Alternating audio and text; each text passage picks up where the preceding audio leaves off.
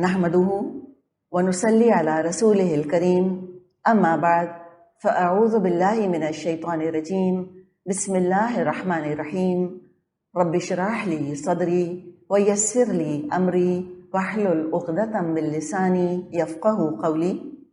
सूरत अल-फलक मक्की सूरत है। मरकज़ी मज़मून अल्लाह की पनाह में आना है। किस चीज़ से अल्लाह की पनाह में आना है? कुछ शर हैं, कुछ नुकसानदेह मामलात हैं जिनका कि हम इसमें ज़िक्र पढ़ेंगे और उनका ज़िक्र करके अल्लाह की पनाह हासिल की गई है कि अल्लाह हर तरह के शर से जिसका कि ज़िक्र इस सूरत में किया गया है, अल्लाह तो हमें अपनी पनाह में रख। ज़माना नुज़ूल तकरीबन 4 या 5 नबवी है। हिजरी कैलेंडर तो हम जानते हैं, हिजरत के बाद से साल कैलकुलेट किए गए और उसके हिसाब से हमारा हिजरी कैलेंडर है। लेकिन जब तक आप सल्लल्लाहु अलैहि वसल्लम ने हिजरत नहीं की थी और आप मक्के में मौजूद थे, उसको नबवी के नाम से याद किया जाता है। तो ये नबवी का लफ्ज़ क्या बताता है?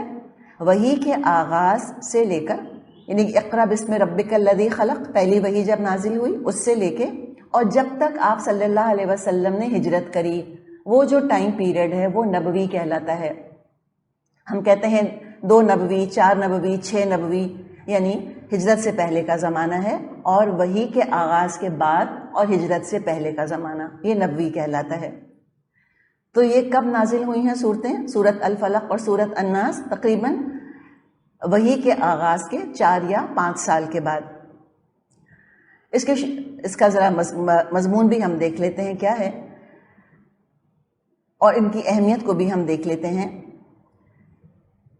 किसी भी किस्म का शर जो इंसान को लाहक हो सकता है, अल्लाह के अलावा हमें बचाने वाला कोई है नहीं। अल्लाह ताला ने इस पनाह को मांगने के 2 ज़राए हमें सिखा दिए हैं, एक सूरत अल-फलक और एक सूरत अन्नास। अल-फलक अन्नास से बढ़कर कोई और हिफाजत नहीं है जो कि इंसान मांग सके। और इन दोनों सूरतों के अंदर जिस्मानी आफात और रूहानी आफात से बचने की ज़बरदस्त तासीर मौजूद है। ख़ास तौर पे किन किन चीज़ों से? ख़ास तौर पे कुछ ऐसी चीज़ों से कि जो इंसान को आँखों से नज़र नहीं आती और मटीरियल साइंस भी नहीं मानती, लिहाजा उसके लिए कोई दवा भी मौजूद नहीं है, कोई ऐसा हमें मादी इलाज भी नहीं मिलता। और ये वो चीज़ें हैं कि अगर कुरान ने इनका ज़िक्र ना किया होता, अगर हदीस में इनका ज़िक्र ना आया होता, हम भी शायद इनको तौहमात ही समझते, वहम समझते, सुपरस्टिशन समझते, शुगून ही समझ लेते। लेकिन आप सल्लल्लाहु अलैहि वसल्लम ने और कुरान ने हमको इन ख़तरों के बारे में वार्न कर दिया है कि ये हकीकी ख़तरे हैं। हाँ, हो सकता है कि साइंस अभी तुमको उनके बारे में ना बता रही हो। तो वो कौन कौन से ख़तरात हैं कि जिनका ज़िक्र हमें मिलता है, जो कि आँखों से नज़र नहीं आते या साइंस नहीं बताती? नंबर 1, नज़र। आप सल्लल्लाहु अलैहि वसल्लम ने फरमाया है कि अल-ऐनु हक़्क़ुन, नज़र हक़ है, लग जाती है। सूरह कलम में भी अल्लाह ताला ने इरशाद फरमाया है, व इन यकादुल लदीना कफरू लयुज़लिक़ूनका बिअबसारिहिम। ए नबी सल्लल्लाहु अलैहि वसल्लम, ये कुफ़ार तो चाहते हैं आपको अपनी नज़रों से फिसला दें। अबसारहुम का जिक्र आया है, युज़लिक़ूनका बिअबसारिहिम, अपनी आँखों से ऐसे घूरें, ऐसे देखें, नज़र लगाएं आपको कि आपको फिर अपने मिशन से ये फिसला दें। तो नज़र का इसके अंदर इलाज है। इन 2 सूरतों के अंदर हसद का इलाज है, जेलेसी, ईविल आई, जेलेसी। तीसरी चीज़ जादू, इसमें जादू का भी इन 2 सूरतों के अंदर इलाज मौजूद है। अब एक एक करके ज़रा हम इनको देखते हैं। नज़र का जहाँ तक मामला है वो हक़ है। हदीस में यहाँ तक बात आती है कि नज़र में ऐसी तासीर है कि कोई चीज़ अगर किस्मत से सबकत ले जा सकती तो वो नज़र थी। नज़र ऊँट को हांडी तक और इंसान को कब्र तक पहुँचा देती है। इतनी इम्पोर्टेंट चीज़ है ये, इतनी ताकतवर चीज़ है। اور کوئی دوا نہیں، کوئی پروٹیکشن نہیں، کوئی لباس ایسا نہیں، کوئی قلعہ ایسا نہیں جس کے اندر ہم بیٹھ کے یا جس کی حفاظت حاصل کر کے نظر سے بچ سکیں، سوائے یہ کہ ہم ان دو صورتوں کی پناہ حاصل کر لیں جو اللہ نے ہمیں سکھائی ہیں۔ روایات میں یہ بات آتی ہے کہ مکے میں قریش نے فیصلہ کیا کہ چلو ہم محمد صلی اللہ علیہ وسلم کو نظر لگاتے ہیں، لہٰذا وہ آپ کے پاس آئے اور منہ بھر بھر کے آپ کی تعریفیں کرنے لگ گئے۔ آپ کا جسم کتنا مضبوط ہے، آپ کا چہرہ کتنا خوبصورت ہے، کتنا تر و تازہ، کتنا کھلا ہوا چہرہ ہے، کتنا فریش آپ کا چہرہ ہے، آپ کی پیٹھ کتنی مضبوط ہے۔ تو پتہ یہ چلا کہ یہ سامنے کے سامنے بیٹھ کے اور منہ بھر بھر کے بہت زیادہ تعریف کرنا، یہ بھی شعوری یا غیر شعوری طور پہ نظر لگنے یا لگانے کا طریقہ ہے۔ نظر کس کی لگتی ہے؟ ہم سمجھتے ہیں خالی حاسد کی لگتی ہے، حاسد کی بھی لگتی ہے، دشمن کی بھی لگتی ہے، محب کی بھی لگتی ہے، دوست کی بھی لگتی ہے، انسانوں کی بھی لگتی ہے، جنوں کی بھی لگتی ہے۔ تو ہم یہ دیکھیں گے کہ دوسروں کی نظر سے بچنے کا طریقہ تو اللہ نے سکھا دیا کہ ہم سورۃ الفلق اور سورۃ الناس کا اہتمام کریں۔ اگر ہم دوسروں کو اپنی نظر سے بچانا چاہتے ہیں تو ہم کیا کریں؟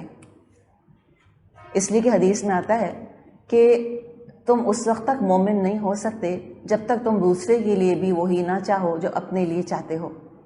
تو جب ہم نہیں چاہتے کہ ہمیں نظر لگے یا ہمارے خاندان والوں کو یا ہماری نعمتوں کو نظر لگے، تو ایک مومن ہوتے ہوئے ہم کیسے چاہ سکتے ہیں کہ دوسروں کو نظر لگ جائے یا ان کی نعمتوں کو نظر لگ جائے یا ان کے خاندان والوں کو نظر لگ جائے؟ اس لیے کہ جس کو نظر لگ جاتی ہے اس چیز پر زوال آنے لگ جاتا ہے، نعمت ختم ہونے لگ جاتی ہے، اور نعمت نہیں رہتی، نقمت بن جاتی ہے، بعض دفعہ زحمت بن جاتی ہے نعمت کے بجائے۔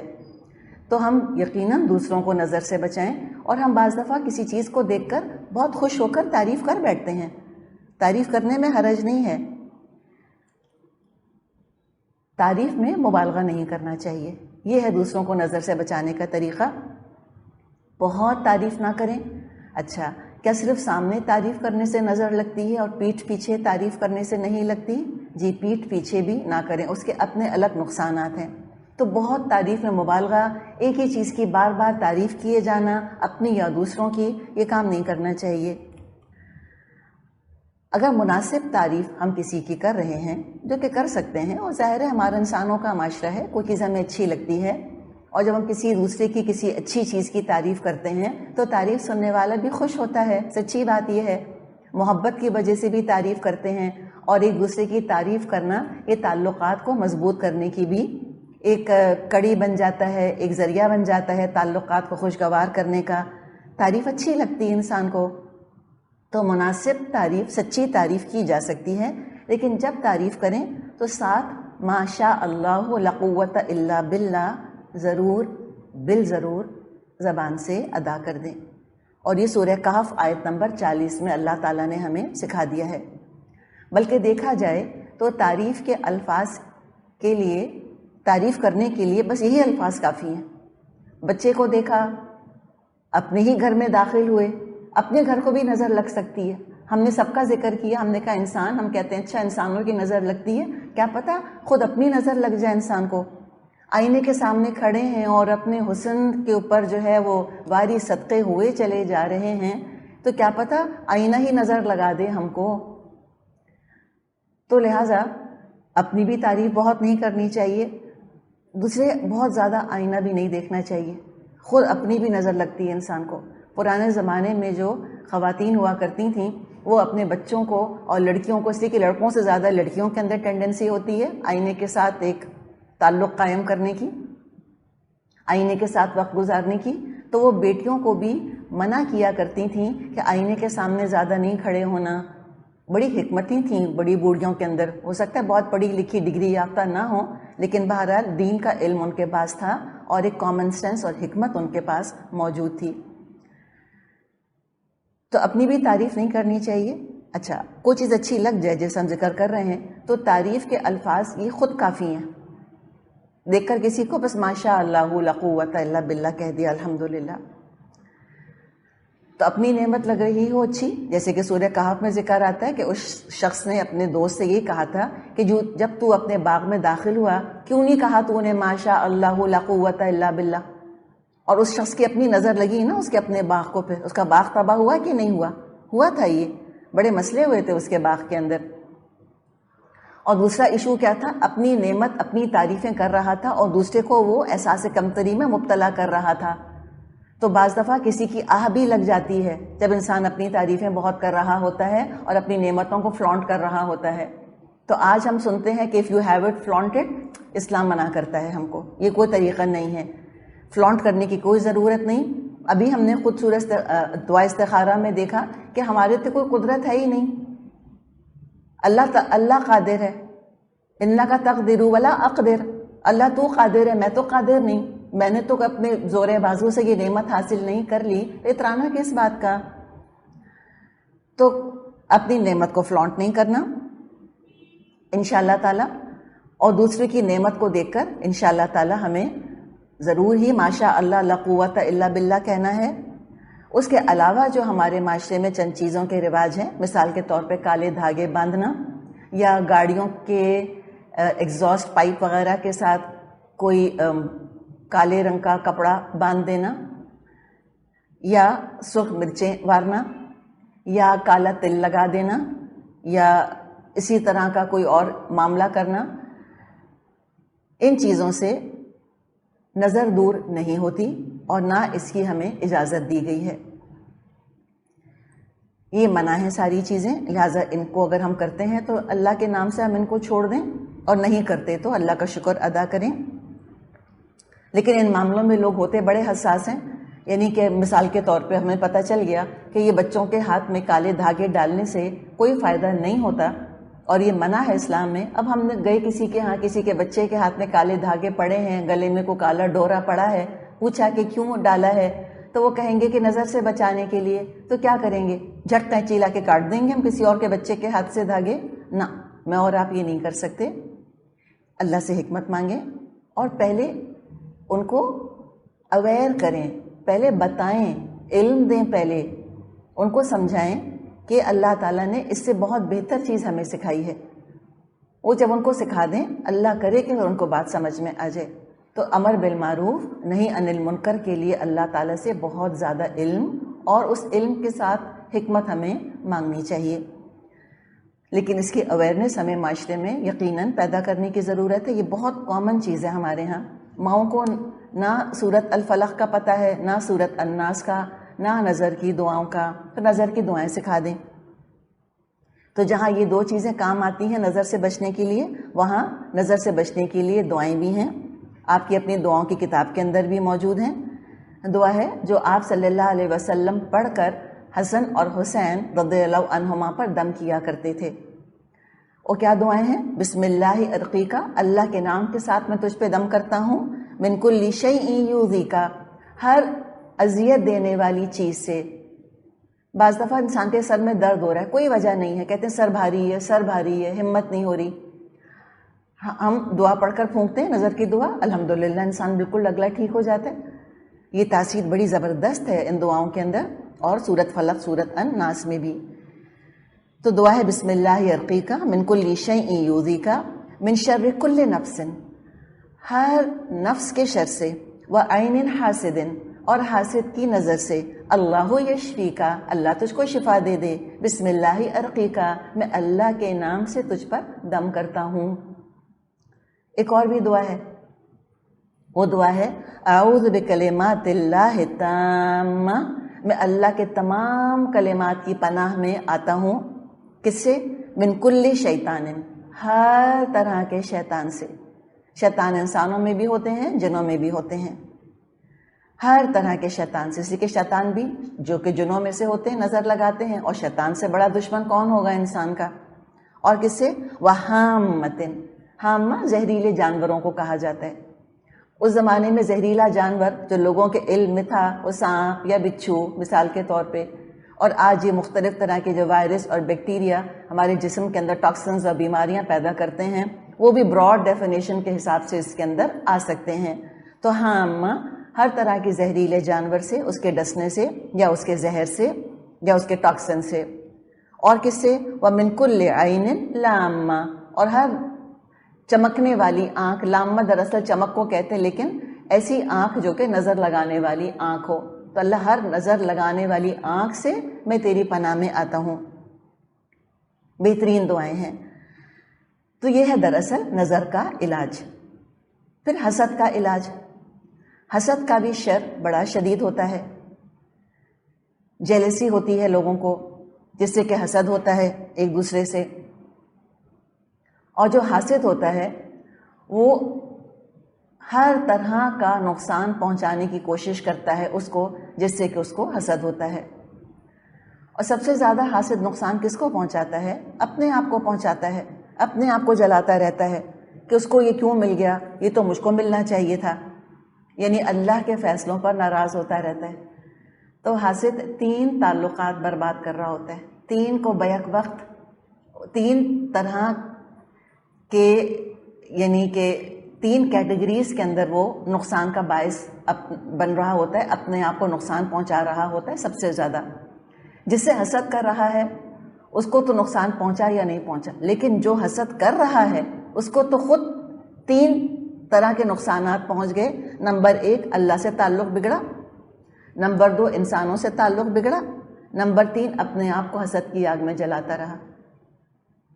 تو اللہ کے فیصلے پہ ناراض رہتا ہے، اور ظاہر ہے جو اللہ کے فیصلے پہ ناراض ہوگا اللہ اسے خوش تو نہیں ہوگا. یعنی کہ اللہ کی تقسیم پہ خفا ہوتا ہے نا کہ اللہ اس کو کیوں دیا، یہ مجھ کو دینا چاہیے تھا. تو نعوذ باللہ اللہ کو پڑھا رہا ہے.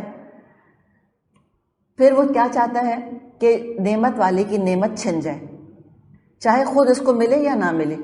کم از کم جس کے پاس نعمت ہے وہ اس کے پاس وہ نعمت نہ رہے. نعوذ باللہ بچے ہیں تو مر جائیں، گاڑی ہے تو ایکسیڈنٹ ہو جائے، گھر ہے تو آگ لگ جائے، نعوذ باللہ. یا یہ کہ اگر وہ نعمتیں نہیں اس سے چھنتیں تو یہ نعمتوں کے استعمال سے محروم ہو جائے. نعوذ باللہ اس کو، جس کے پاس نعمت ہے اس کو فالج ہو جائے، کینسر ہو جائے، نعوذ باللہ وہ خود مر جائے، نعوذ باللہ. یا بچے جو ہیں فرما بردار ہیں، بچے بدل جائیں، تنگ کرنے والی اولاد بن جائے، اذیت دینے والی بن جائے اولاد، فرما برداری کرنے کے بجائے، نعوذ باللہ. وہ یہ چاہ رہا ہوتا ہے. اللہ تعالی ہم سب کو حسد کے شر سے اپنی پناہ میں رکھے. تو لہٰذا کسی کے حسد سے بچنے کے لیے کیا کریں؟ وہی اقدام جو کہ ہم نظر سے بچنے کے لیے کریں. نمبر 1 اپنی تعریف نہ کریں. لوگوں کی نظر، لوگوں کے حسد کو انوائٹ نہ کریں دکھاوا کر کے. جتنا دکھاوا کریں گے، جتنا لوگوں کی توجہ کا مرکز بننا چاہیں گے، اتنا زیادہ ہم انویٹیشنز بھیج رہے ہوں گے کہ آؤ حسد کرو مجھ سے. جتنا اپنی نعمتوں کو فلانٹ کریں گے اتنا لوگوں کو انوائٹ کر رہے ہوں گے کہ آؤ آ کر مجھ کو نظر لگاؤ، مجھ سے حسد کرو. تو اپنی نعمتوں کا چرچا نہیں کریں، دکھاوا نہیں کریں، اترائیں نہیں، سوشل میڈیا پر تصویریں مت ڈالیں. دیکھیں خوش ہونے والوں کے ساتھ خوش ہونے والے بہت کم ہوتے ہیں. سچی بات تو یہ ہے کہ ماں باپ کے علاوہ اور کون ہے جو کہ بچوں کی نعمتوں پر خوش ہوتا ہے؟ جیسے ماں باپ خوش ہوتے ہیں کہ وہ تو چاہتے ہیں کہ مجھ سے بڑھ کر میری اولاد کو نعمت ملے، جتنا میں خوش رہی ہوں میری بیٹی اس سے بڑھ کے خوش رہے، آباد رہے. جیسے لیونگ سٹینڈرڈ پہ ہم ہیں، ہماری اولاد اس سے آگے بڑھ جائے. جیسے ہم دین پر ہیں، ہماری اولاد اس سے بڑھ کر دیندار ہو جائے. تو ماں باپ سے بڑھ کے تو خوش ہونے والا کوئی نہیں. اور پھر اگر ہم بہت خوش قسمت ہیں تو بہن بھائی ایسے ہوں گے. بس اس سے آگے نہ جائیں، اور اس میں بھی احتیاط کے ساتھ معاملہ کریں. کسی کے بھی آگے، سگے بہن بھائیوں کے آگے بھی نعمتوں کو بہت زیادہ بیان نہیں کریں. ہمیں نہیں پتہ کہ اس کے اندر کون سی محرومی ہے، کون سی کمتری اس کے اندر ہے. تو بعض دفعہ اپنی نعمتوں کا ڈسپلے کرنے سے لوگوں کا sense of deprivation, sense of inferiority تازہ ہو جاتا ہے، جاگ اٹھتا ہے، احساس محرومی کا شکار ہو جاتے ہیں، ان کے دل سے آہیں نکلنے لگ جاتی ہیں. اللہ نہ کرے کہ ہم کسی کی آہ لینے والے بنیں، ہم کو تو دعا لینے والا بننا ہے. تو لہٰذا اپنی نعمتیں ہیں الحمدللہ کہیں اور نعمتوں کو ٹھہراؤ کے ساتھ استعمال کریں، اللہ کا شکر ادا کریں، نعمتوں کا حق ادا کریں۔ تیسری چیز جس سے کہ ہم اللہ کی پناہ چاہتے ہیں اور کوئی اور ہمیں پناہ نہیں دے سکتا سوائے اللہ کے، سائنس اب تک ہمیں کوئی طریقہ نہیں سکھا سکی ہے، اور سائنس بھی تو اللہ کے حکم سے ہمیں فائدہ دیتی ہے۔ تو وہ تیسری چیز کیا ہے؟ جادو۔ اس کا بھی بچاؤ سورۃ الفلق میں موجود ہے۔ جادو 7 کبیرہ گناہوں میں سے ایک گناہ ہے، کفر ہے۔ جادو کرنے والا کافر ہو جاتا ہے، جیسے کہ قتل کرنا کبیرہ گناہ ہے۔ لیکن قاتل کے قتل کرنے سے کیا انسان قتل ہو جاتا ہے؟ جی ہاں، قتل ہو جاتا ہے، کبیرہ گناہ ہے، لیکن بہرحال وہ قتل تو کر دیتا ہے۔ یہی بات بالکل جادو کی ہے، جادو کرنا کبیرہ گناہ ہے، لیکن جادو ہو جاتا ہے، اس کا اثر ہوتا ہے، میجک ہوتا ہے، بلیک میجک ہوتا ہے، ووڈو ڈالز ہوتی ہیں، کچھ پنس وغیرہ لگاتے ہیں، اللہ بہتر جانتا ہے کیا کرتے ہیں۔ تو دراصل جو یہ جادوگر ہوتا ہے یہ شیطان جنوں کی مدد لیتا ہے، یہ سفلی علم کہلاتے ہیں، ناپاک علوم ہیں یہ۔ اللہ تعالیٰ نے شدت کے ساتھ اس کا ذکر یعنی شیطانوں کے ساتھ کیا ہے، اور اپنے نبیوں کو اللہ تعالیٰ نے بالکل اس سے دور کر دیا ہے کہ وما کفر سلیمان، اللہ تعالیٰ نے سورہ بقرہ میں فرمایا ہے وَلَكِنَّ الشَّيَاطِينَ كَفَرُوا، بلکہ شیطان کفر کرتے تھے، يُعَلِّمُونَ النَّاسَ السِّحْرَ، لوگوں کو جادو سکھایا کرتے تھے۔ تو کفر اور جادو بالکل سنونیمس رکھا گیا ہے، مترادف، کہ جادو کرنا کفر ہے۔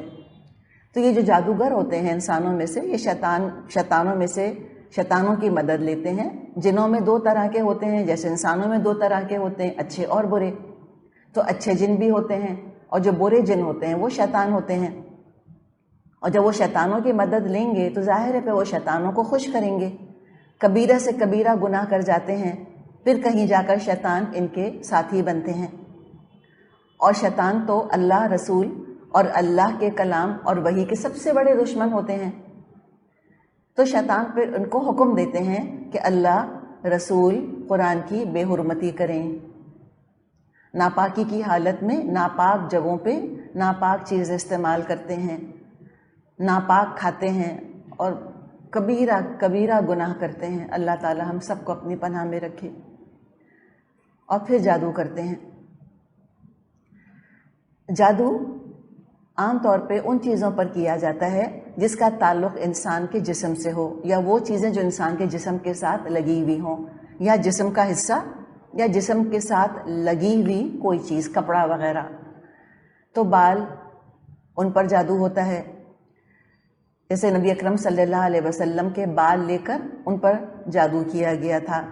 ناخنوں پر ہوتا ہے، پہنے ہوئے کپڑوں پر ہوتا ہے، وہ جسم کے ساتھ لگے ہوئے ہوتے ہیں، ظاہر کچھ نہ کچھ ہمارے سیلز لگ جاتے ہیں، کچھ نہ کچھ ہمارے ڈی این اے اس میں موجود ہوتا ہے۔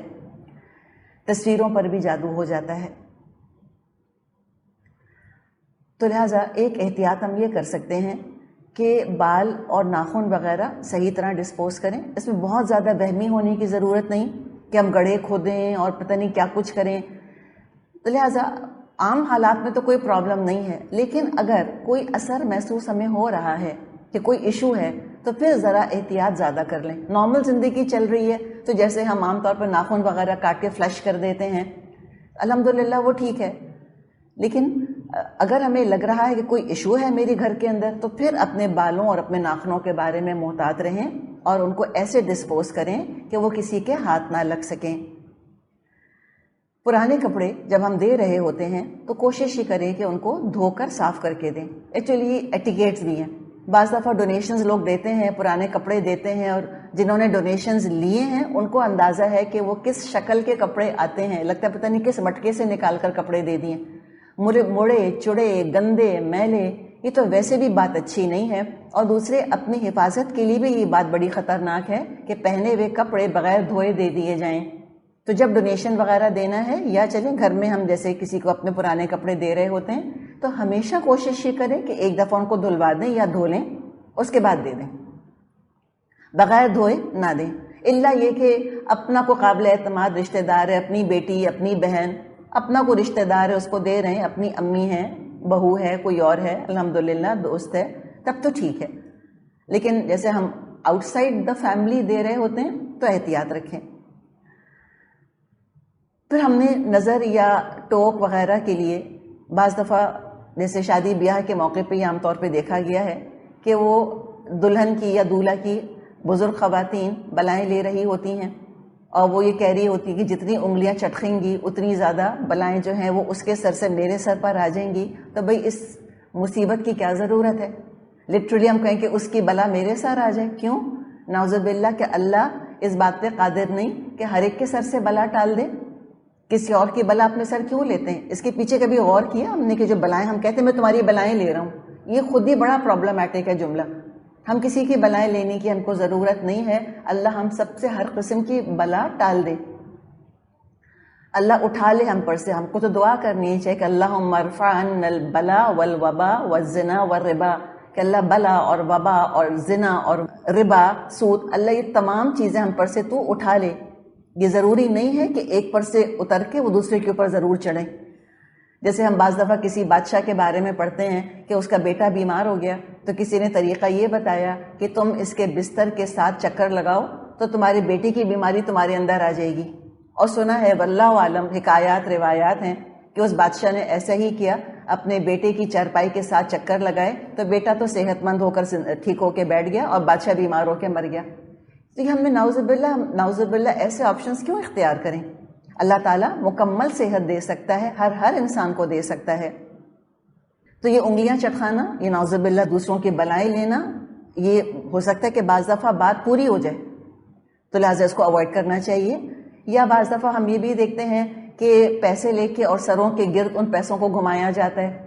دیکھیے پھر اس کے اندر دکھاوا بھی آ جاتا ہے ایٹ ٹائمز۔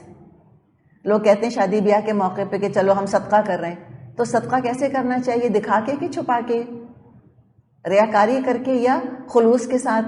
صدقہ کس کے لیے کر رہے ہیں؟ اللہ کے لیے۔ تو وہ تو اگر صدقہ کرنا ہے اپنے کسی رشتہ دار کا تو چپکے سے رقم کسی کو تھما دیں۔ بھری مجلس محفل میں کسی کے سر کا طواف کروانا اور پھر جتنا بڑا نوٹ صدقہ دینے کا ارادہ کرتے ہیں اتنا زیادہ اس کو ڈسپلے کرتے ہیں۔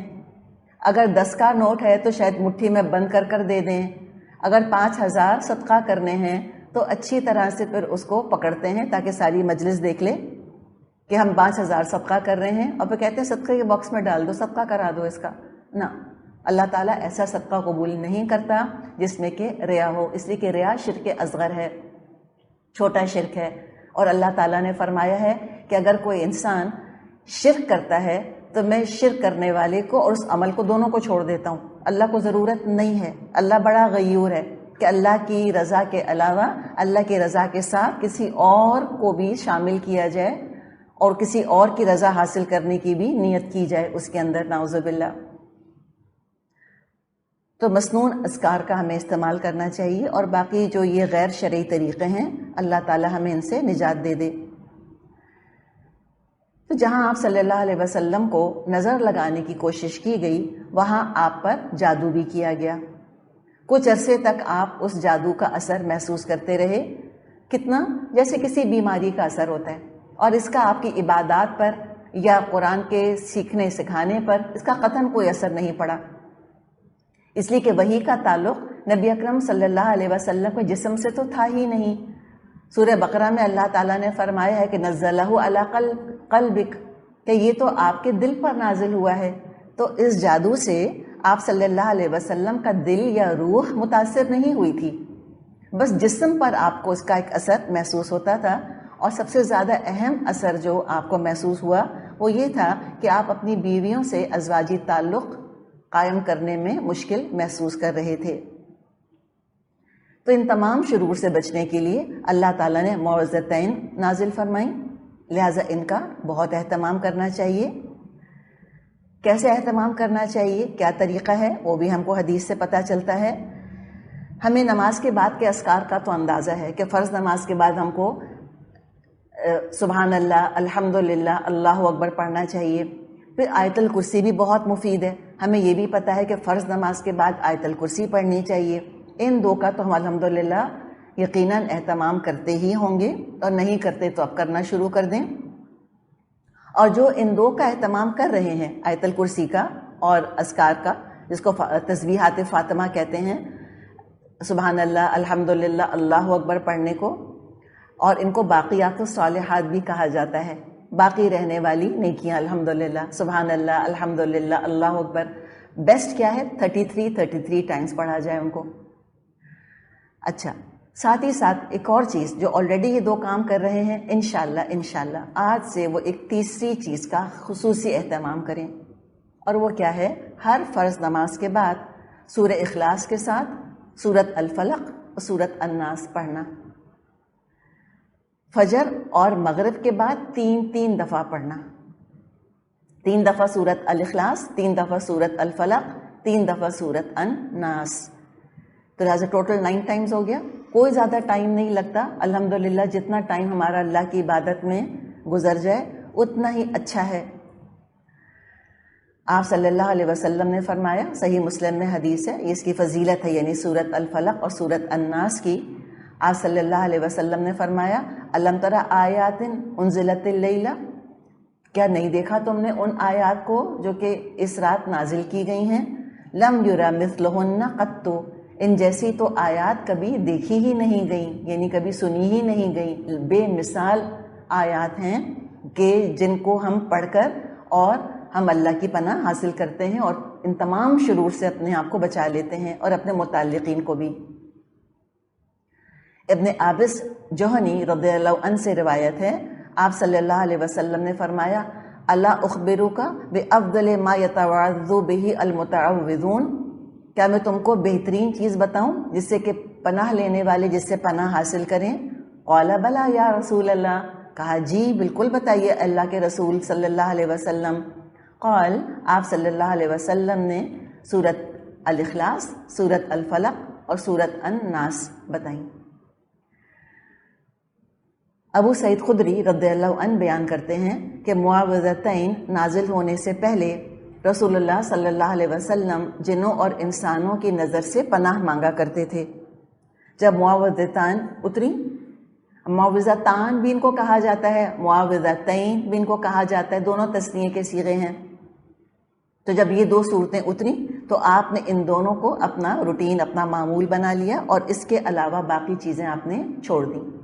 یعنی کچھ اور اذکار آپ کرتے ہوں گے، لیکن جب یہ آ گئے تو یہ کفایت کر گئے، اب باقیوں کی ضرورت نہ رہی۔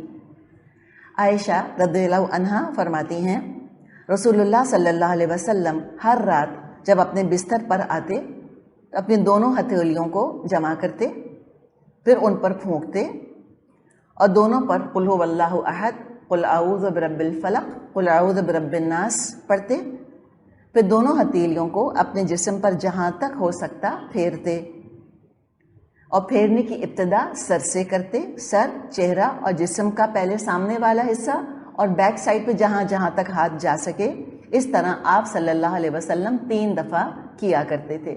بخاری میں یہ روایت موجود ہے۔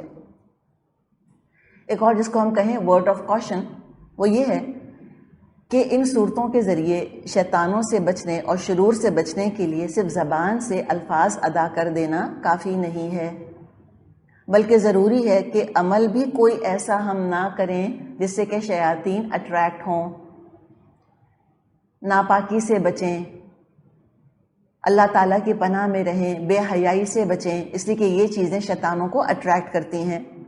حرام سے بچیں، شیطان کو ظاہر ہے حرام اور ناپاکی کتنی پسند ہوگی، اللہ تعالیٰ ان سے ہمیں اپنی پناہ میں رکھے۔ تو لہٰذا ان کاموں سے بھی بچنے کی ضرورت ہے کہ جن سے کہ شیطان اٹریکٹ ہوتے ہیں، ان کاموں سے بچیں جس سے کہ فرشتے دور ہو جاتے ہیں۔ کس سے فرشتہ دور ہو جاتا ہے؟ جو ہمارے ساتھ ہے، جو ہمیں حدیث میں بات ملتی ہے، فرشتہ دور ہو جاتا ہے جھوٹ سے۔ جب انسان جھوٹ بولتا ہے، اس کے منہ سے ایسی بو آتی ہے کہ فرشتہ 1 میل کے فاصلے پر چلا جاتا ہے، اور جہاں فرشتہ نہیں ہوگا وہاں شیطان آئے گا۔ اللہ ہمیں فرشتوں سے دوستی کرنے والا بنائے اور شیطانوں کی شر سے اللہ ہمیں اپنی پناہ میں رکھے۔ تو لہٰذا ذرا اس کا بھی ہمیں احساس رکھنا چاہیے اور کوشش کرنی چاہیے کہ ہم اچھے اعمال کریں، شرک سے، بدعات سے، کبیرہ گناہوں سے، صغیرہ گناہوں سے اللہ ہمیں اپنی پناہ میں رکھے۔ تو لہٰذا یہ وہ صورت ہے۔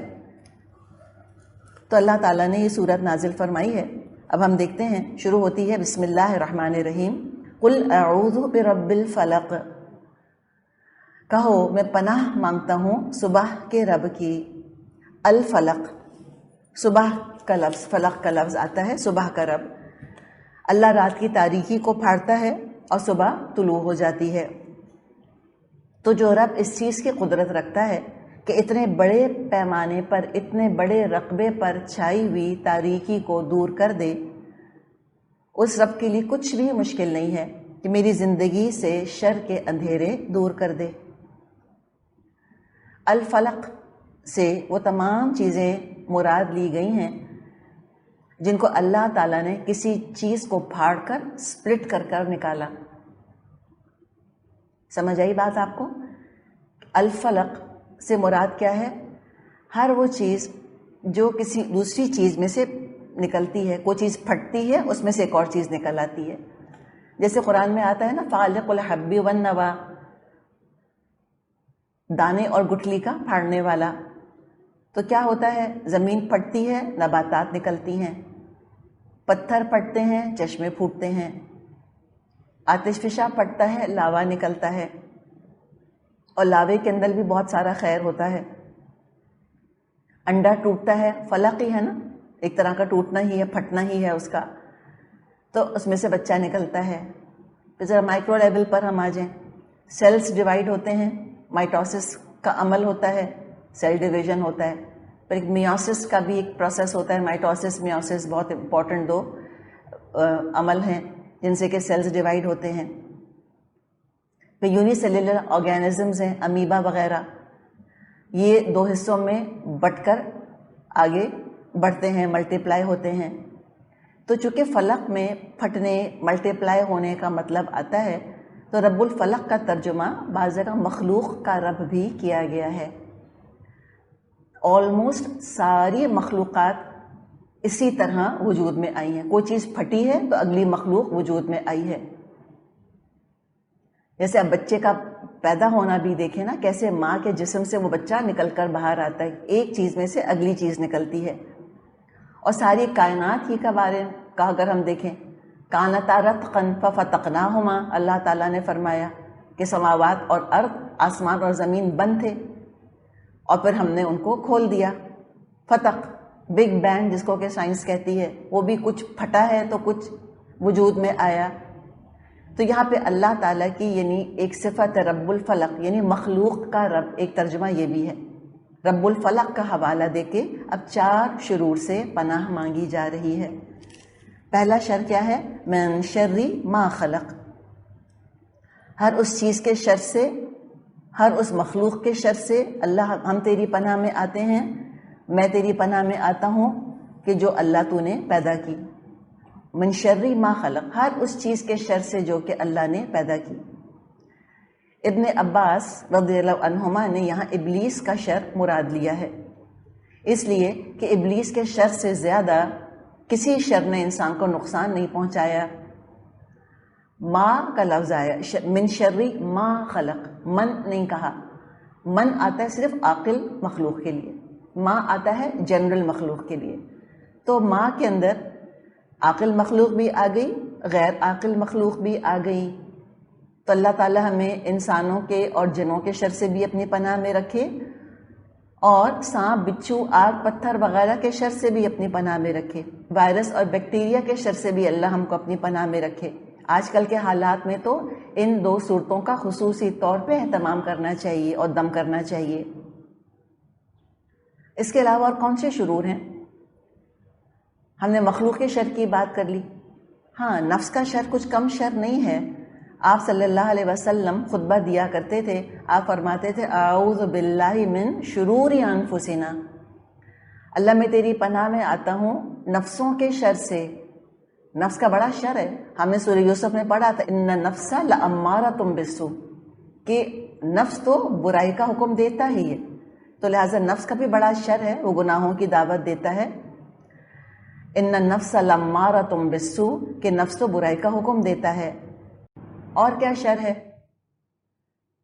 یہ بھی دعا کرنی چاہیے کہ کہیں تقدیر کا فیصلہ میرے لیے شر نہ بن جائے۔ آج ہی دعا استخارہ ہم نے کی ہے نا، تو دعائے قنوت میں جیسے کہ ہم اللہ تعالیٰ سے کہتے ہیں کہ اللہ تعالیٰ وقینی شر ما قضیت، اللہ مجھ کو اپنے فیصلوں کے شر سے بچا لے، کہ اللہ جو بھی تیرا فیصلہ ہے وہ میرے لیے کوئی شر لے کر نہ آئے۔ تو شر کیا ہوگا؟ اللہ کے فیصلوں پہ ناراض ہو جانا، خفا ہو جانا، یا کوئی زندگی میں تقدیر کا لکھا کچھ آ گیا، کوئی مشکل کوئی پریشانی آ گئی تو ایمان کھو بیٹھنا اور جادو ٹونے کی طرف رجوع کرنے لگنا اور بدعت کی طرف اور شرک کی طرف دوڑ جانا اور قبر پرستی کی طرف آمادہ ہو جانا اور مزار پرستی کی طرف آمادہ ہو جانا، نعوذ باللہ۔ تو یہ کتنا بڑا شر ہے۔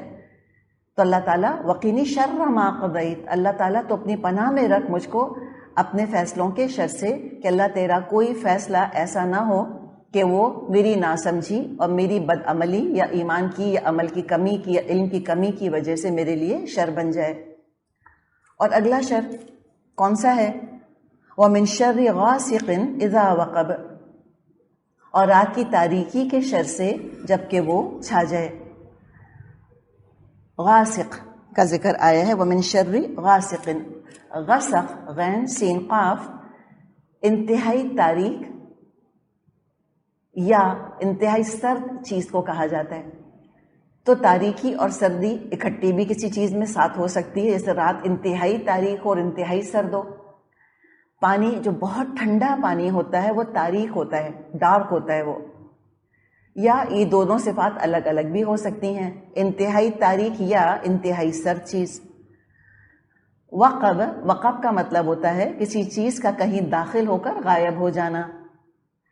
تو اندھیرے میں انسان کو نقصان کا اندیشہ زیادہ ہوتا ہے، چوری ڈاکو کا بھی خطرہ جو ہے وہ بڑھ جاتا ہے، ٹھوکر لگنے کا، کنفیوز ہونے کا، موذی جانوروں سے کاٹے جانے کا خطرہ بڑھ جاتا ہے، اور وہمی قسم کے ڈر بھی انسان کو لاحق ہو جاتے ہیں۔ عام طور پہ انسان کو اندھیرے سے ڈر لگ رہا ہوتا ہے، بچے بھی اندھیرے سے ڈرتے ہیں، تو رات کو سوتے وقت بچوں پر بھی یہ صورتیں پڑھ کے، دعائیں پڑھ کے دم کر دینا چاہیے اور بچوں کو سکھا بھی دینا چاہیے۔ پھر اگلا شر ہے وَمِن شَرِّ النَّفَّاثَاتِ فِي الْعُقَدِ،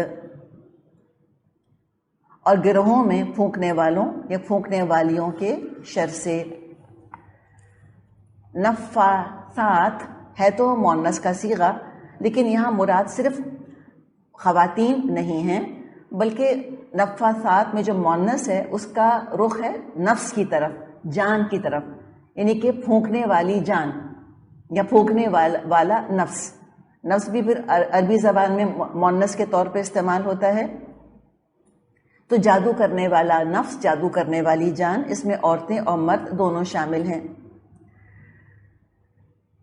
لبیب بن عاصم یہودی تھا، اس نے اور اس کی بہنوں یا بیٹیوں نے آپ صلی اللہ علیہ وسلم پر جادو کیا تھا، اور اللہ تعالیٰ نے پھر اس کے جادو کے شر سے آپ صلی اللہ علیہ وسلم کو نجات دے دی، اور آپ پر جب جادو ہوا تو آپ کے ذریعے سے امت کو اتنی بڑی دو نعمتیں سورت الفلق اور سورت الناس کے ذریعے مل گئیں کہ جس چیز سے آپ صلی اللہ علیہ وسلم کی حفاظت ہوئی اسی سے میری اور آپ کی بھی انشاءاللہ حفاظت ہوگی۔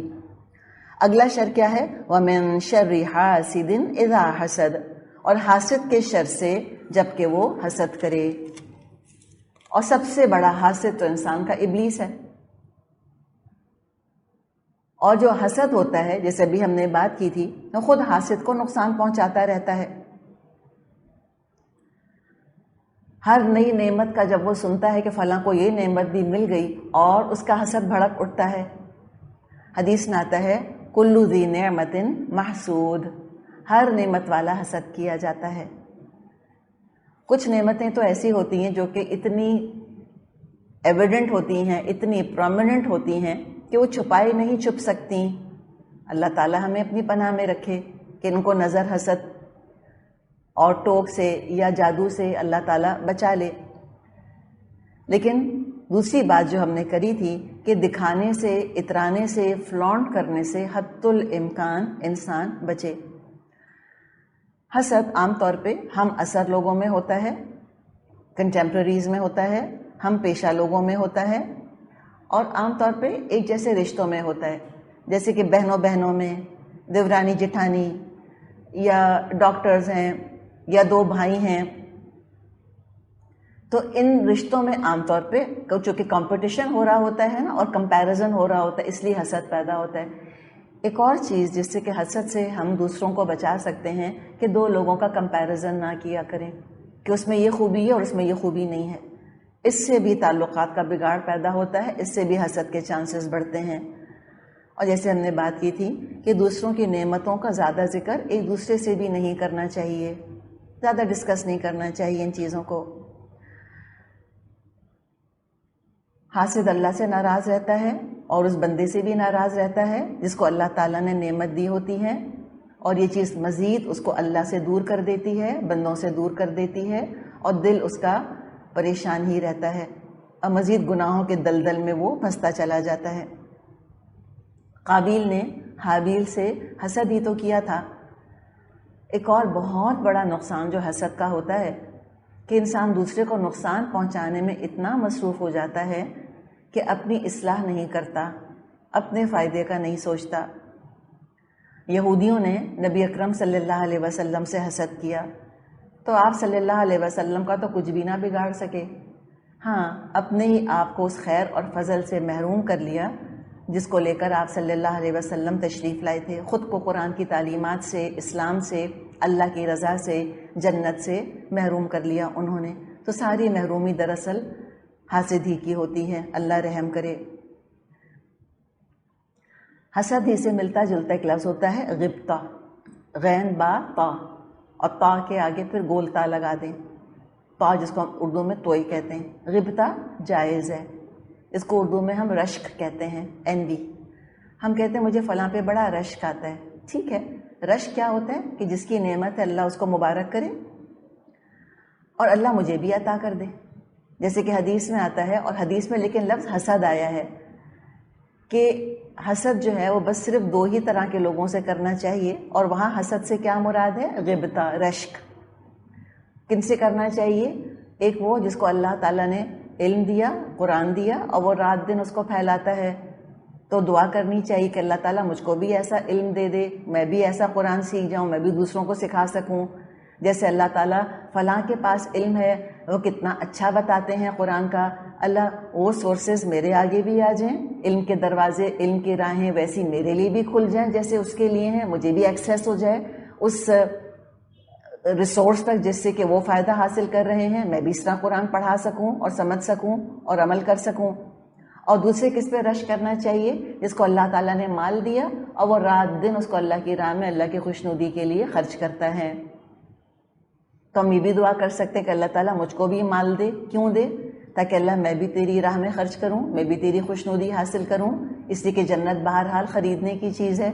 تو مال خرچ کر کے دنیا خریدنے، لوگوں کو جلانے کے بجائے بہت بہتر ہے کہ ہم اپنے آپ کو جہنم کی آگ میں جلنے سے بچائیں اور ہم اپنے لیے آخرت کے اعلیٰ درجات، جنت کے اعلیٰ درجات خرید لیں۔ تو ان دونوں سے رشک کیا جا سکتا ہے۔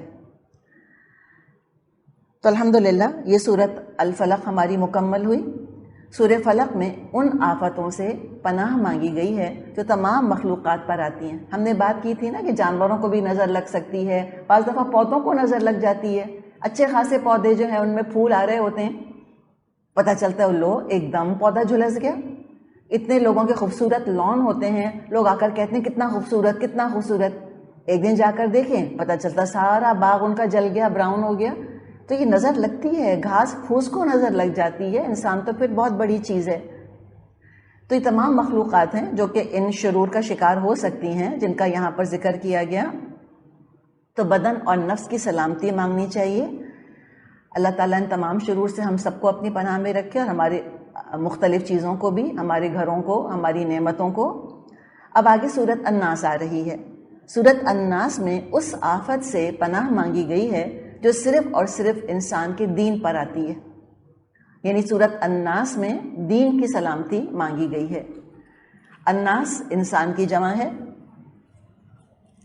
الناس سے انسان لفظ، انسان سے ہی الناس بنا ہے لفظ۔ مکی صورت ہے۔ سورت الناس کا جو مرکزی مضمون ہے وہ وہی ہے جو کہ سورت الفلق کا تھا۔ یہاں شیطان کے شر سے اللہ کی پناہ میں آنا ہے، یعنی شر ہی کا ذکر ہے۔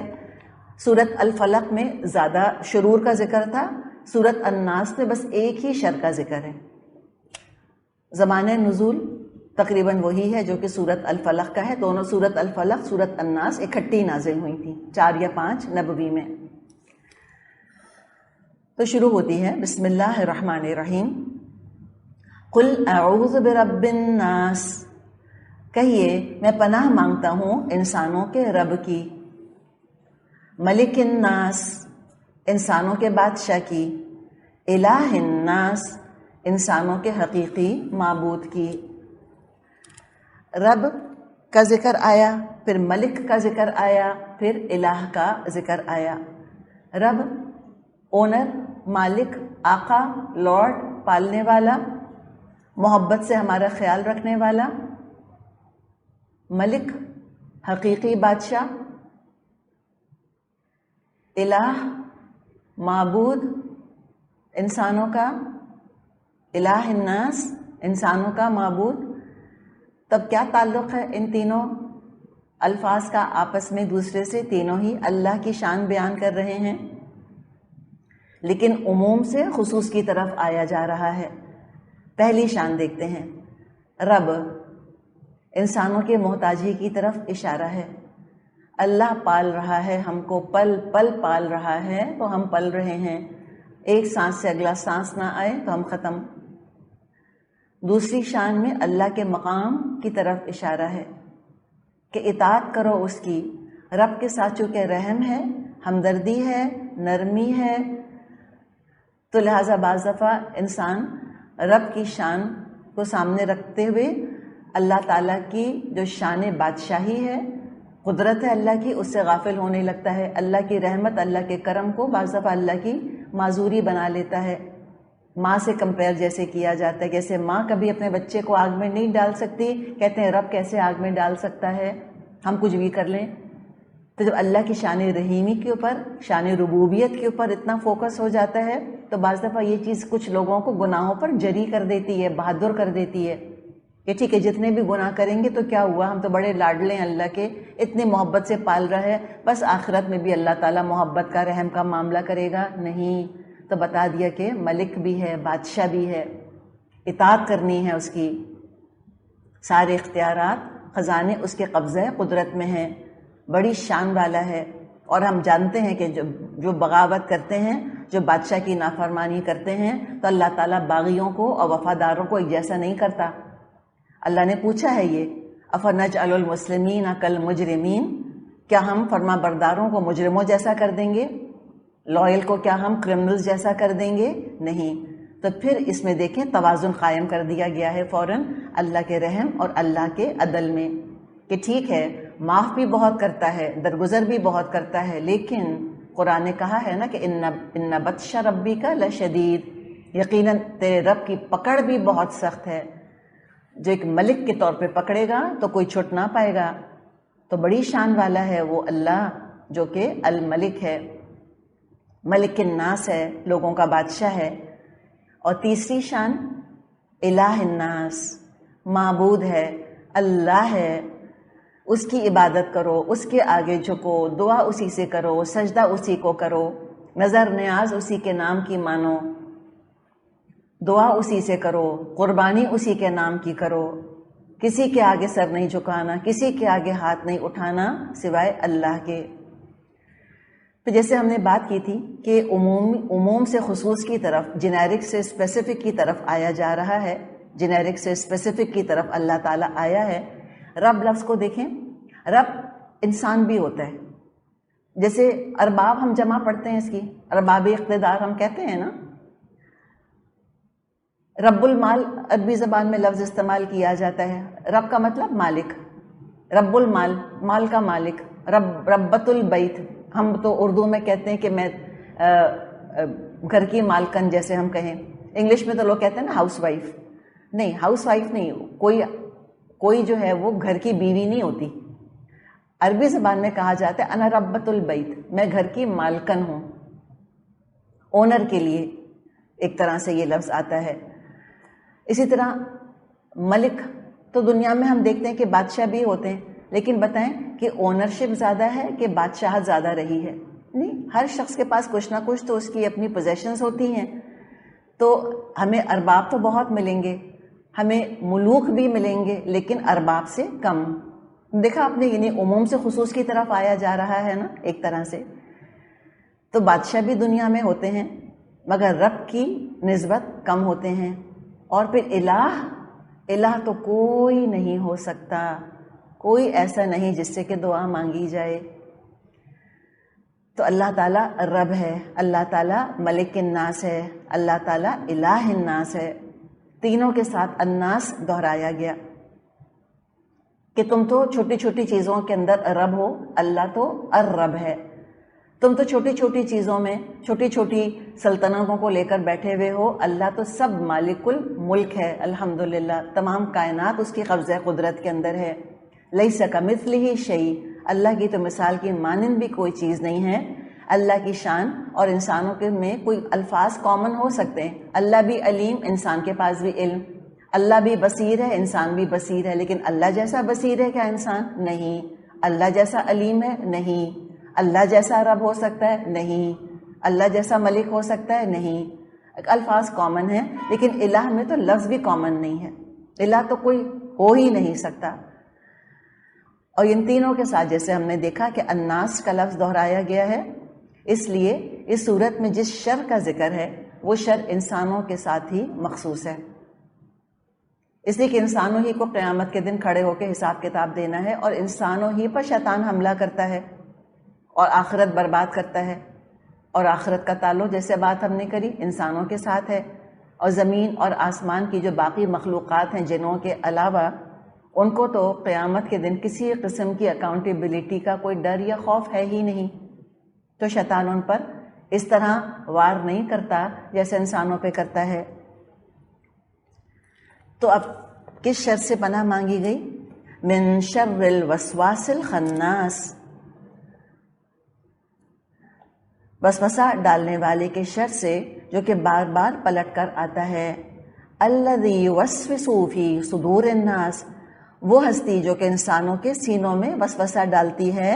من الجنۃ والناس، خواہ وہ جنوں میں سے ہو یا انسانوں میں سے ہو. تو یہاں پر الوسواس الخناس کا ذکر کیا گیا. دل کو اللہ کے ذکر سے غافل پاتا ہے تو آ جاتا ہے، وسوسے ڈالنے لگتا ہے. دیکھیں وسوسہ، واو سین، اس میں ریپیٹیشن ہے. وسوسہ. اور بول کر بھی اگر ہم دیکھیں نا، وس وس وس وس، وسپرنگ جیسے ہوتی ہے کہ خیال آئے، لیکن وہ خیال کہاں سے آیا یہ سمجھ میں نہ آئے کہ اچانک یہ خیال دل میں کہاں سے آ گیا. تو یہ وسوسہ ڈالتا ہے، شیطان ہے جو وسپرنگ کرتا ہے، برے برے خیال دل میں ڈالتا ہے. جب اللہ کے ذکر سے غافل پاتا ہے دل کو تو آ جاتا ہے. جب اللہ کے ذکر میں دل کو مصروف پاتا ہے تو چھپ جاتا ہے، غائب نہیں ہوتا. ابائڈنگ ہز ٹائم، چھپ کر اپنے وقت کا انتظار کرتا ہے. تب یہ جو دو اس کے نام آئے ہیں، الوسواس الخناس، تو اب اس ابلیس کو اور اس کی ذریت کو، جو ان شیطانوں کو اور اس شیطان کو جو کہ انسان کے ساتھ لگا ہوا ہے، الخناس الوسواس بنانے کا اختیار کس کے پاس ہے؟ شیطان کے پاس ہے یا اس انسان کے پاس ہے جس پر کہ یہ حملہ کر رہا ہے؟ اس انسان کے پاس ہے. انسان کے اندر طاقت ہے کہ وہ اس کو الخناس بنا دے. کس طرح؟ اللہ کے ذکر میں اپنے آپ کو مصروف رکھے، اللہ کے فرما برداری کے کام کرتا رہے، اور جب وہ اللہ سے غافل ہوتا ہے تو وسوسے ڈالنے لگ جاتا ہے. تو وسواس کے شر سے پناہ مانگنے کا مطلب یہ ہے کہ آدمی اس بات سے پناہ مانگے کہ شیطان وسوسے ڈال کر اس کو اللہ کے بارے میں شکوک اور شبہات میں مبتلا نہ کر دے، کہیں کفر اور نفاق میں مبتلا نہ کر دے. شیطان کا وسوسہ ہر جگہ انسان پر حملہ کر سکتا ہے. دین کی مجلس میں، خاص طور پہ قرآن کی مجلس میں، اگر دل حاضر نہیں ہوگا، یعنی کہ جسمانی طور پہ فزیکلی پریزنٹ ہوتے ہیں اور مینٹلی ایبسنٹ ہوتے ہیں، جسم موجود ہوتے ہیں اور دماغ جو ہے وہ ہر جگہ کی سیر کر رہا ہوتا ہے، تو ایسے غافل دل پر شیطان آ جاتا ہے. اور ایسے ہی لوگوں میں، حالانکہ وہ قرآن پڑھ رہے ہوتے ہیں، کورسز کر رہے ہوتے ہیں، اسٹوڈنٹس ہوتے ہیں، ان کے عمل پہ کوئی فرق نہیں پڑتا، وہ چاہے 100 سال قرآن پڑھتے رہیں، اس لیے کہ دل ان کا ملوث ہی نہیں ہوتا، وہ تو شیطان کے قبضے میں ہوتا ہے. تو جسمانی طور پر بیٹھے ہیں، مٹی بیٹھی ہے اور روح جو کہ نور سے بنی ہے، جو کہ نور ہے ایک طرح کا ہمارے اندر، وہ نور تو موجود ہی نہیں ہوتا. تو جب روح موجود، روحانی طور پہ اور قلبی طور پہ موجود نہیں ہوں گے، اس لیے کہ روح کا جو گھر ہے وہ دل ہے. تو جب ہارٹ ہمارے انوالو نہیں ہوں گے تو پھر وہی کہاں اثر کرے گی؟ نہیں کر سکتی پھر وہ. تو ایسے ہی لوگوں کے اندر جب وہ بیٹھے بھی ہوتے ہیں قرآن کی مجلس محفل کے اندر، چاہے وہ کلاس ہو یا وہ خالی درس ہو رہا ہو، پھر وہ آپ ان کو دیکھیں گے کہ بار بار گھڑی دیکھتے ہیں، بار بار بور ہو رہے ہوتے ہیں، بوریت کا احساس ہوتا ہے، جھنجھلاہٹ اور غصہ پیدا ہو رہا ہوتا ہے، بالکل ریلیٹ نہیں کر پا رہے ہوتے کیا بات کی جا رہی ہے، سمجھ نہیں آ رہا ہوتا ان کو کہ کیا کہا جا رہا ہے. تو یہ دراصل کیا ہے کہ شیطان کا تسلط ہو چکا ہوتا ہے دل کے اوپر. وہی وسوسے ڈال رہا ہوتا ہے کہ سب بیکار کی باتیں، ایسے ہی کہتے رہتے ہیں، کچھ نہیں ہوتا، کوئی اللہ تعالیٰ نہیں پکڑے گا، جو بتایا جا رہا ہے کوئی پریکٹیکلی نہیں ہے آج کی دنیا میں. اور دین والوں کے خلاف غلط فہمیاں بھی پھر وسوسے ڈال کے پیدا کراتا ہے، دوسروں کے دلوں میں وسوسے ڈالتا ہے، مس انڈرسٹینڈنگز بھی کریٹ کراتا ہے. اچھا، ایک طرف ہے شیطان کا وسوسہ، دوسری طرف الہام ہوتا ہے. الہام کیا ہے؟ دل میں نیکی کا خیال فرشتہ ڈالتا ہے، اس کو الہام کہتے ہیں، اور برائی کا خیال شیطان ڈالتا ہے، اس کو وسوسہ کہتے ہیں. جیسے ہی نیکی کا خیال آئے فوراً اللہ تعالیٰ سے دعا کر لیں کہ اللہ تعالیٰ اس پر عمل کی مجھے توفیق عطا فرما دے. پھر خیال ارادہ بنتا ہے اور ارادہ سارے جسم کو حرکت میں لے آتا ہے، انسان نیکی شروع کر دیتا ہے الحمدللہ. جیسے ہی وسوسہ محسوس ہو فوراً اعوذ باللہ من الشیطان الرجیم پڑھ لیں، اس خیال کو دل سے جھٹک دیں، ورنہ وہ خیال دل کے اندر جم کر عزم اور نیت بن جائے گا، سارے جسم کو حرکت میں لے آئے گا اور پھر انسان گناہ کے ارادے پر عمل کر بیٹھے گا. حافظ ابن قیم اور دوسرے علماء نے وسوسے کی کئی اقسام کا ذکر کیا ہے، اور یہ سارے کے سارے طریقے پر انسان کو جہنم ہی کے راستوں کی طرف لے کر جاتے ہیں. تو کیا وسوسے کیا ہوتے ہیں؟ کیا خیالات ڈالتا ہے؟ بیسکلی وسوسہ کیا ہے؟ برا خیال. سب سے برا خیال کیا ہوگا؟ obviously شرک کا، کفر کا، شریعت سے بغاوت کا. تو شرک اور کفر اور شریعت سے بغاوت، کلمہ نہ پڑھنے والے تو 100% اسی کیٹیگری میں آتے ہیں، لیکن کلمہ پڑھنے والے بھی اس کیٹیگری میں آ سکتے ہیں.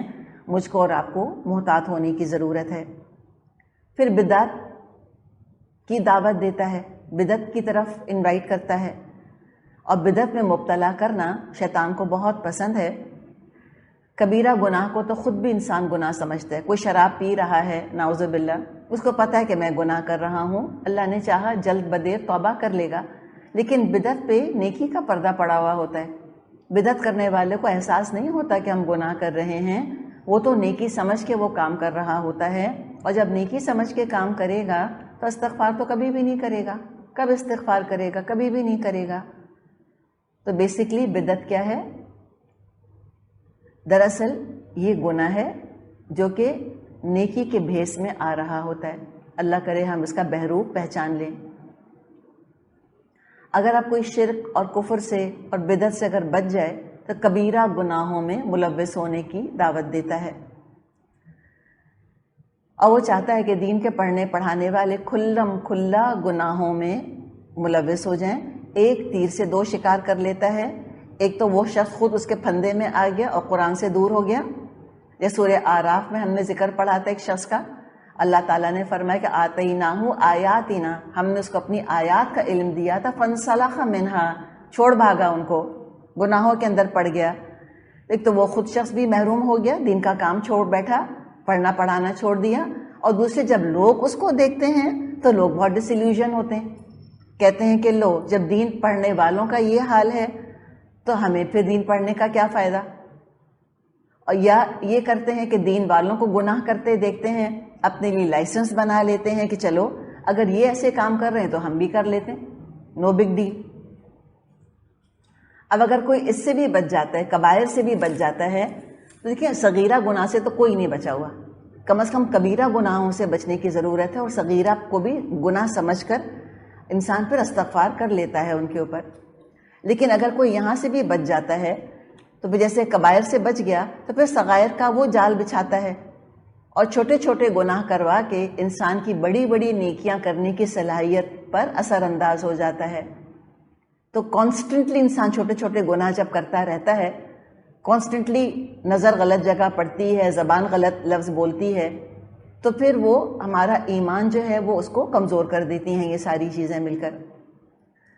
اگر یہ بھی کوئی بچ کر نکل گیا تو اگلا پھندا بھی تیار ہے اس کا.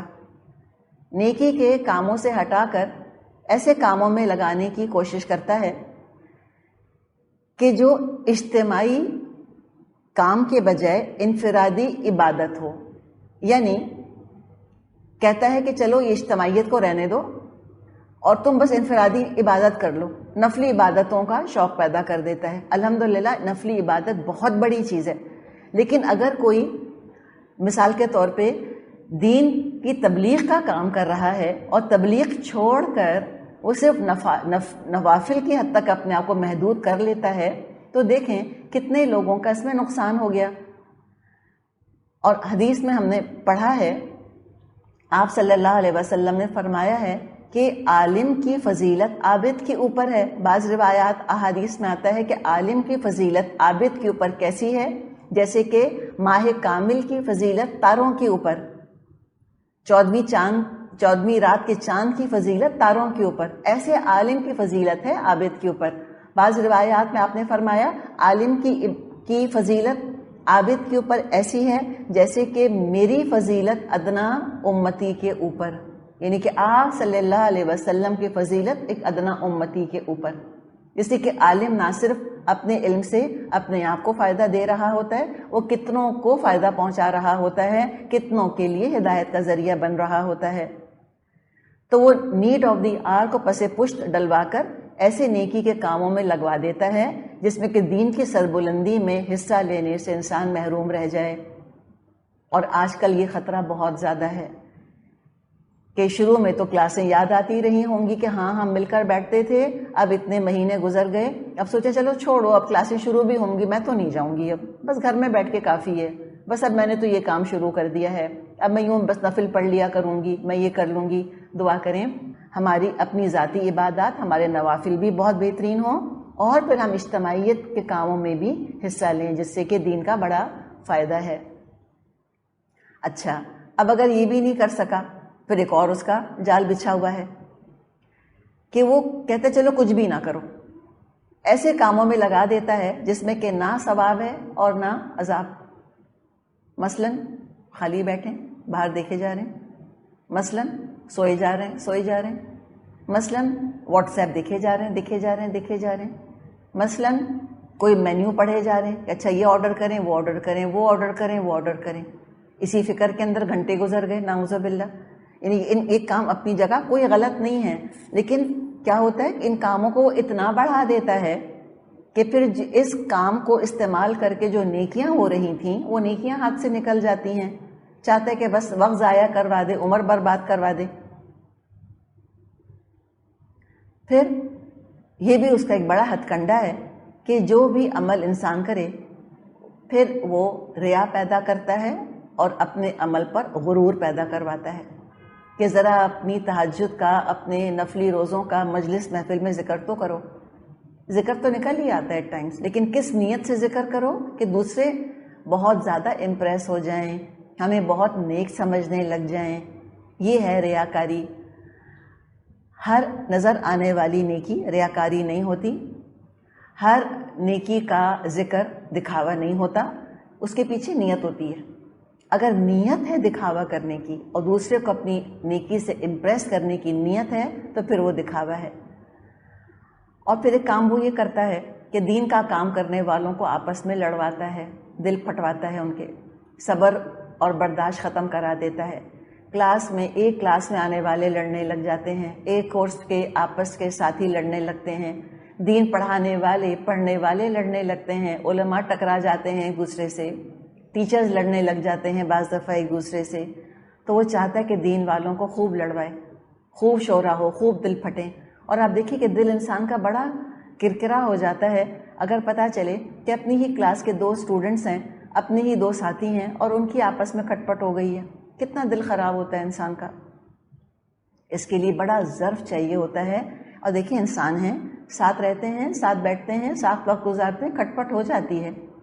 اللہ سے دعا کریں اللہ میں بزرگی عطا فرمائے. عمر کچھ بھی ہو ہماری, 60 سال کے ہوں یا 20 سال کے یا 40 سال کے, اللہ ہمیں حکمت اور ٹھہراؤ کے ساتھ پہاڑوں کو رائی بنانا سکھائے, بجائے کہ رائی کا پہاڑ بنائے. بعض دفعہ معاملہ اتنا بڑا نہیں ہوتا, مس ہینڈلنگ کی وجہ سے بہت زیادہ خراب ہو جاتا ہے. اتنا زیادہ نقصان دہ معاملہ نہیں ہوتا, اس چیز کو صحیح ہینڈل نہ کرنے کی وجہ سے وہ معاملہ بعض دفعہ اپنی حدیں کراس کر بیٹھتا ہے. تو اللہ تعالی ہمیں جوڑنے والا بنائے. کوئی عیب کوئی خرابی پتہ چل جائے, اول تو دین والے اپنے آپ کو سمجھا دیں کہ ہمیں باتوں کا برا نہیں ماننا. لوگ آ کے بتائیں گے پتہ ہے فلاں تم کو یہ کہہ رہا تھا, وہ فلاں تو ماں مجلس میں یہ کہہ رہا تھا. دوسرے ہم یہ چاہتے ہیں کہ جو دین کی کلاسز اٹینڈ کرنے کے لیے آئیں سب سیکھے سکھائے, تربیت یافتہ, تمیزدار, اعلیٰ کردار ہوں. تو اگر ساری ہی کلاس کے اندر ابو بکر اور عمر بیٹھے ہوں گے تو ہم کس کو پڑھائیں گے پھر؟ ہم چاہتے یہی ہیں کہ پڑھانے والی تو میں ہوں اور پڑھنے والے جو ہیں وہ ابو بکر اور عمر کے اخلاق اور کردار والے ہوں, ان کو پھر میری آپ کی ضرورت نہیں ہے. تو لہٰذا یہ سوچیں کہ ہمیں سیکھے سکھائے لوگوں کو نہیں سکھانا, پریچنگ ٹو دا کوئر نہیں ہے, بلکہ ہمیں تو تربیت اور تزکیہ کرنا ہی ان کا ہے کہ جو اس کے ضرورت مند ہیں. ان کے اندر اخلاقی خرابیاں ہوں گی, عمل کی خرابیاں ہوں گی. ہم کہتے ہیں فلاں اخلاقی خرابی والا نہ آئے کلاس کے اندر, وہ فلاں آتی ہیں نا وہ غیبت بہت کرتی ہیں, وہ فلاں آتی ہیں نا وہ ایسی باتیں بہت کرتی ہیں, چلیں سب کو نکال دیں, اپنے آپ کو سنائیں بیٹھ کے پھر بس. نہ, یہ کام نہیں کرنا. بہت صبر کے ساتھ, بہت نرمی کے ساتھ ان کی اصلاح کرنی ہے. کاٹ کر توڑ کر پھینک دینا بہت آسان ہے, لیکن اصلاح کرنے کا کام صبر آزما کام ہوتا ہے. ٹھہراؤ کے ساتھ تربیت, آرام آرام سے تربیت کرتے رہیں, کتنا بھی ٹائم لگ جائے. آپ صلی اللہ علیہ وسلم نے تو منافقوں تک کو کبھی کاٹ کر نہ پھینکا, سوائے چند کے, وہ بھی بالکل آخر میں جن کے نام اللہ نے آپ کو بتا دیے تھے کہ کٹر پکے شعوری منافق ہیں. ایکسیپشن تھا وہ بس, ورنہ کسی کو کبھی آپ نے اپنی مجلس محفل سے کاٹ کے نہیں پھینکا. تو اللہ نہ کرے کہ ہم دین کا نام لیں, اللہ کا نام لیں, پھر ہم کٹیں اور پھٹیں اور لڑیں آپس میں. اور وہ یہ بھی چاہتا ہے کہ دین والوں کے چھپے عیب, چھپی کمزوریاں عام ہو جائیں. کوئی فرشتہ نہیں ہے دین کا کام کرنے والا, سب کے ساتھ کمزوریاں ہیں.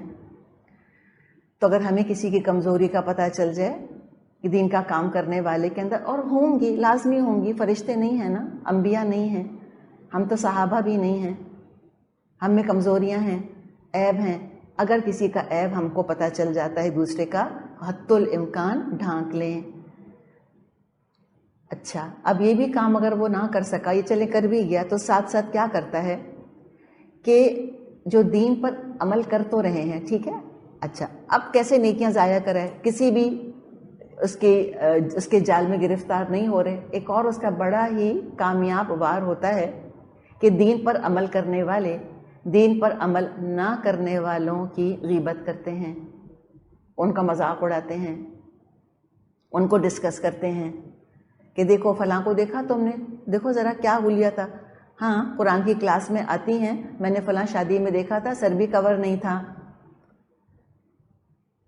تو لہٰذا اس طرح اپنا اخلاق کردار بگڑوا دیتا ہے. اور جو دین پر عمل کر کے نیکیاں کمائی ہوتی ہیں وہ کس کے حصے میں چلی گئیں؟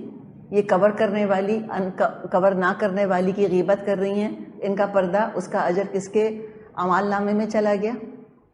خود فیصلہ کر لیں. اور پھر وہ اخلاق اور مزاج بھی بگڑوا دیتا ہے دین پر عمل کرنے والوں کا. اور یہ اللہ جانے یہ کیا مسئلہ ہے کہ جو روزدار ہوتے ہیں, تہجد گزار ہوتے ہیں, قرآن پڑھنے پڑھانے والے ہوتے ہیں, بعض دفعہ ان کے مزاج بڑے کڑوے ہو جاتے ہیں, غصہ بہت تیز ہو جاتا ہے. اور پھر اس طرح لوگ اپنے کانوں کو ہاتھ لگاتے ہیں کہ بھائی اس طرح عمل کرنے والوں سے تو بے عملی بہتر ہے, کم از کم زبان تو میٹھی ہے نا, خوش اخلاق تو ہیں, ان کی تو تیوری کے بل سیدھے نہیں ہوتے. لگتا ہے قرآن پڑھ لیں گے تو مسکرانا ہی شاید حرام ہو کے رہ جائے گا, اچھی طرح اچھے لہجے میں شاید بات کرنا ہی بھول جائیں گے. نہیں, ایسا نہیں ہونا چاہیے. تو یہ مختلف شیطان کے وسوسے ہیں جس سے کہ وہ انسانوں پہ حملہ کرتا ہے. ان سب کا علاج کیا ہے؟ اللہ تعالیٰ کی پناہ حاصل کر لینا.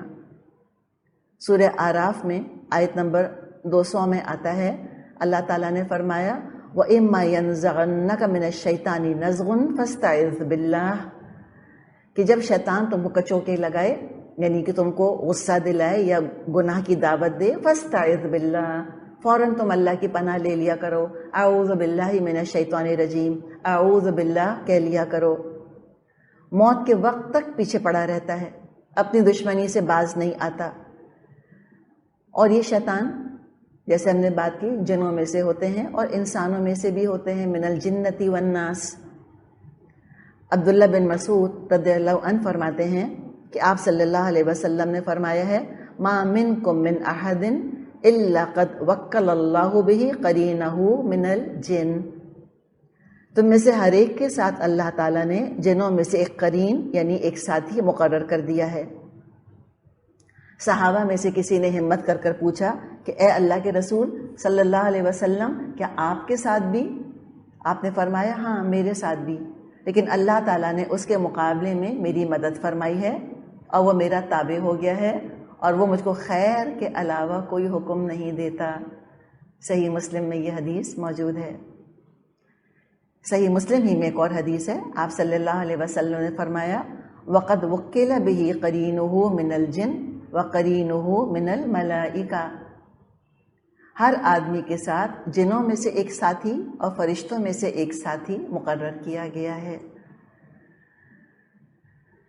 تو لہٰذا اللہ سے ہم یہ دعا کریں کہ اللہ تعالیٰ فرشتے کا ڈالا ہوا الہام اس پر ہمیں عمل کی توفیق عطا فرما دے، اور شیطان کا ڈالا ہوا وسوسہ اس کو پہچاننے کی توفیق عطا فرما دے اور اس سے بچنے کی توفیق عطا فرما دے۔ اور کس طرح دیکھیں شیطان ہم پہ حملے کر رہا ہے، کس اہتمام سے اس نے جال بچھائے ہوئے ہیں، اسی اہتمام سے ہمیں مقابلے کی تیاری کرنی چاہیے، اللہ کی پناہ حاصل کر لینی چاہیے۔ تو قرآن کے مکمل ہونے پر یہ 2 صورتیں ہیں جو کہ پڑھی جاتی ہیں۔ استعاذہ مکمل ہو گیا، اللہ کی پناہ، اور پھر استعانہ کا آغاز ہوتا ہے۔ استعاذہ کیا ہے؟ اللہ کی پناہ حاصل کر لینا، اور استعانہ عون سے لفظ بنا ہے یعنی اللہ کی مدد حاصل کرنا، اور وہ کہاں ہے؟ سورۃ الفاتحہ میں۔ تو بہت اچھا ہے کہ جب ہم آخر میں پہنچ جائیں تو پھر ہم اس کو ختم کرنے کا نہ سوچیں، مکمل تو ہو گیا اور مکمل ہوتے ہی دوبارہ سے اس کا ہم آغاز کر دیں۔ تو جیسے ہی ہم نارملی بھی جب ہم قرآن کوئی گھر میں الحمدللہ تلاوت کے طور پہ مکمل کرتے ہیں تو سورہ الناس پہ رکنے کے بجائے ہم پوری کوشش یہ کریں کہ ہم سورہ ناس پڑھ کے پھر سورہ فاتحہ، کم از کم سورہ فاتحہ یا اس کے آگے ایک سورہ بقرہ کا کم سے کم ایک رکوع یا چند آیات ضرور اس کی بھی ساتھ تلاوت کر لیں۔